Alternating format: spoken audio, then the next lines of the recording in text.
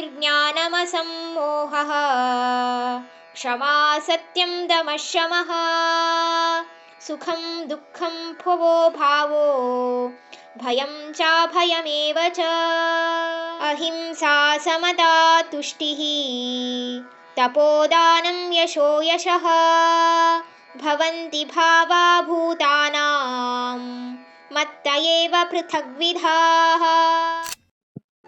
ಈ ಬುದ್ಧಿ, ಜ್ಞಾನ, ಕ್ಷಮ, ಸತ್ಯ, ದಡ್ಡತನ, ಈ ಇಂದ್ರಿಯಗಳು ಮತ್ತೆ ಆತ್ಮದ ಮೇಲೆ ಸಂಯಮ ತಗೊಳ್ಳೋದು, ಶಾಂತವಾಗಿರೋದು, ಭಯ, ಬೇಜಾರು, ಧೈರ್ಯ ಮತ್ತೆ ಖುಷಿ, ಹುಟ್ಟು ಮತ್ತೆ ಸಾವು, ಇವೆಲ್ಲವೂ ಎಲ್ಲ ಜೀವಿಗಳಲ್ಲೂ ನನ್ನಿಂದನೇ ಬರುತ್ತೆ.